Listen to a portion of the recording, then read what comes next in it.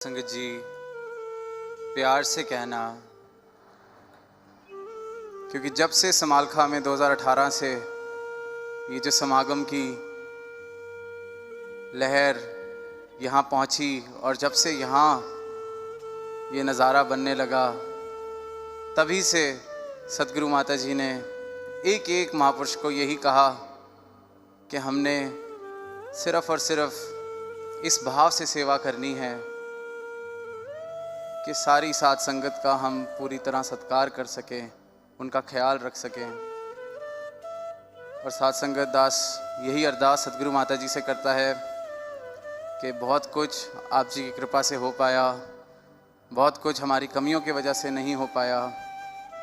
आने वाले समय में आप जी अपने आशीर्वाद दीजिए कि बेहतर से बेहतर, सुंदर से सुंदर यहाँ रूप बनता चला जाए और जल्दी ये जो समालखा के मैदान हैं ये भी छोटे पड़ जाएं आप जी के समागम के लिए। अब जिसने भी ब्रह्म ज्ञान प्राप्त किया, अवतार वाणी में शहंशाह जी ने शब्द में 9 द्वारे बताए और बता दिया ये सब दृष्टिमान है। इसनु कहंदे माया है 10वां द्वारा,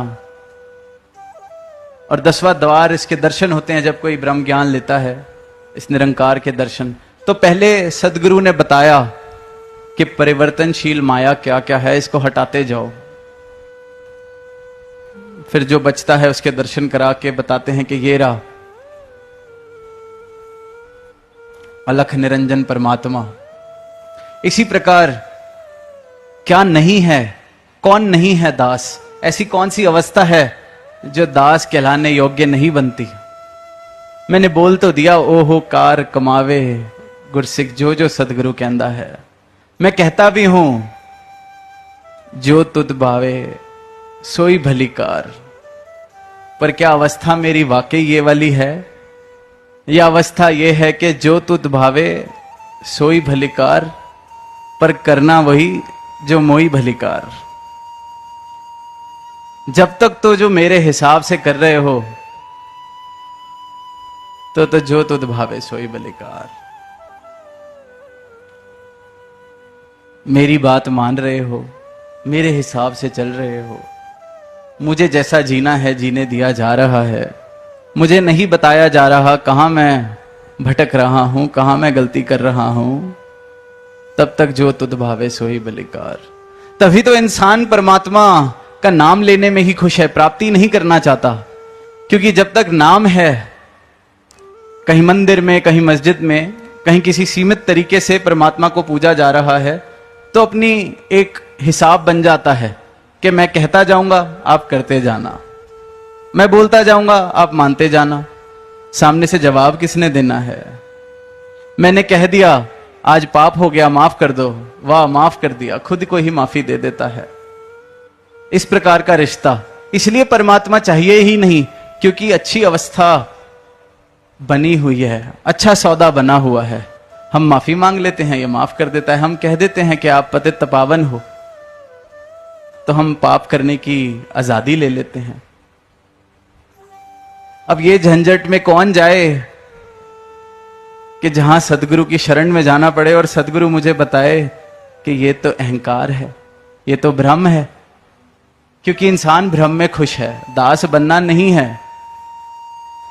कहने सुनने तक बहुत सुंदर है ये बातें, इसलिए राजी है परमात्मा को बिना प्राप्त किए इंसान।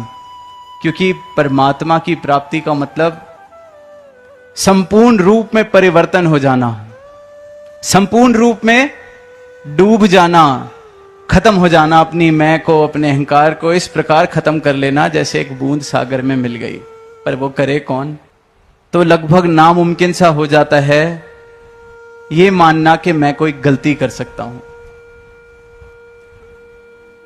कहने को तो सेवा कर रहा हूं गुरु के दर पे, पर थोड़ी सी उपलब्धि, थोड़ा सा अनुभव, थोड़ी सी, कोई बड़ी लंबी चौड़ी की भी दास बात नहीं करेगा कि कुछ बन गए बहुत बड़े, जो बनना बड़ा मुश्किल है। थोड़ा सा 2 पैसे कमा लिए। संगत, अगर वो बीज जब पौधा बने और ये सवाल पूछने लग जाए कि अब मैं पौधा तो बन गया हूं, मुझे वृक्ष बनने की क्या जरूरत है। पौधा होना ही काफ़ी है। जैसे दास के ख्याल आता था कि अच्छे कर्म अगर काफ़ी हैं तो फिर अब इससे आगे और क्या। जब रूहानियत प्राप्त करके भी ही इंसानियत करनी है, जब रूहानियत प्राप्त करके भी अच्छे कर्म ही करने हैं, तो वो तो वैसे ही किए जा सकते हैं। तो वही हाल कि वो पौधा पूछ रहा है कि पेड़ बन के मिलेगा क्या, क्या ज़रूरत है, क्या ज़रूरत है खाद की, क्या ज़रूरत है पानी की, क्या ज़रूरत है मुझे ये विस्तार लेने की। साथ संगत, ना उस पौधे को उस सवाल का जवाब मिल सकता है जब तक वो वृक्ष ना बन जाए, ना उसको कोई समझा सकता है, क्योंकि वो वही गूंगे के गुड़ वाली बात कि जब तक वो अवस्था इनकी कृपा से नहीं मिलती तब तक ये सवाल मन में, बुद्धि में आते रहते हैं, जाते रहते हैं। अब जब अच्छा इंसान बनना अगर काफ़ी नहीं, तो फिर यहाँ इंसानियत का जिक्र क्यों बार बार किया जा रहा है, और यहाँ कौन सी इंसानियत का जिक्र किया जा रहा है।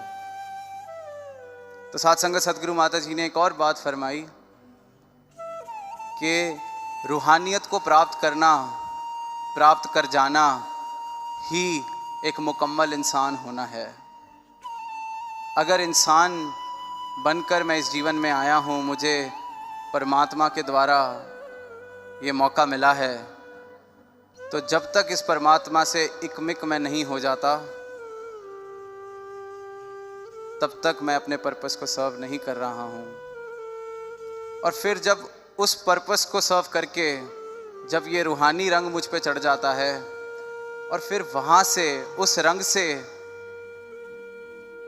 जो कर्म होते हैं वो अपने आप ही इंसानियत हो जाते हैं। सच्चे मायने में वही इंसानियत है, क्योंकि फिर वो कर्म नहीं रह जाते, वो कोई अच्छे कर्म करके नहीं, क्योंकि रूहानियत के बगैर अच्छे कर्म किए जा रहे हैं तो उसके पीछे बड़े सारे कारण हो सकते हैं। उसके पीछे मॉरल्स, जिसको हम हिंदी में नैतिकता बोलते हैं, उसका जोर हो सकता है। प्रिंसिपल्स का जोर हो सकता है, जिसको सिद्धांत कहा जाता है। कई बार सोशल प्रेशर होता है कि सारे ही अच्छा काम कर रहे हैं, थोड़ा बहुत तो मुझे भी करना पड़ेगा। कई बार पश्चाताप, गिल्ट भी उसका कारण बन जाता है।